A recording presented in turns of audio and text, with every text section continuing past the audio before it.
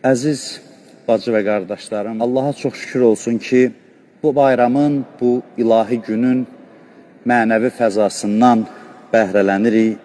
İnsan var olan gündən qurbanlıq məfhumu mövcud olub.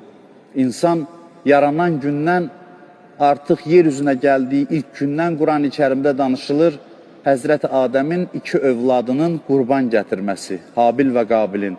Və yer üzündə ilk qəbul olunan qurban məhz Allah rizası üçün edilən qurban olur. İnsan müvəqqəti bir aləmdən qopub əbədiyyətə qovuşmalı, ilahi bir kamilliyə doğru hərəkət etməlidir. Və qurban bu ayrılmanı, qopmanı simvolizə edir. Qurbanın əsas mahiyyəti insanın aşağı dərəcəli istəklərindən ali dərəcəli istəklərə doğru hərəkət etməsidir.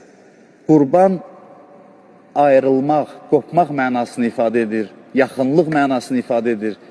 İnsan kamilliyə yaxınlaşmaq üçün ötəri hisslərdən, ehtiraslardan azad olmalıdır. Qurbanlığın əsas fəlsəfəsi mərhəmətdir, birgə yaşayışdır, insanlara dəstək olmaqdır, yoxsulların yad edilməsidir. Allah yolunda ehsan edildikdə insan özü də kamilləşir.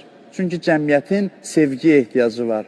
Cəmiyyət sevgi ilə idarə olunur. İctimai münasibətlərin əsas qaynağı məhəbbətdir, eşqdir.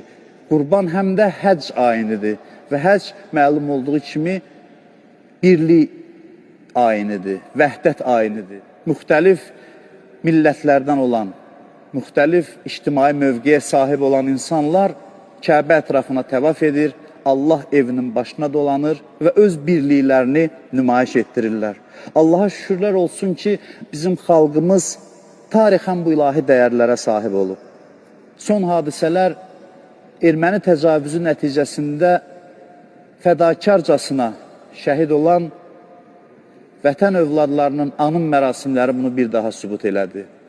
Azərbaycanın yüksək çinli zabitləri əskərləri ilə bir yerdə, səngərdə, vətən torpaqları uğrunda son damla qanlarına qədər vuruşub, döyüşüb, şəhidlik zirvəsinə ucaldılar. Bir daha hər birinizin, Azərbaycan xalqının bayramını təbrik edirəm. Allah kəsilən qurbanları, qılınan namazları bizdən qəbul eləsin.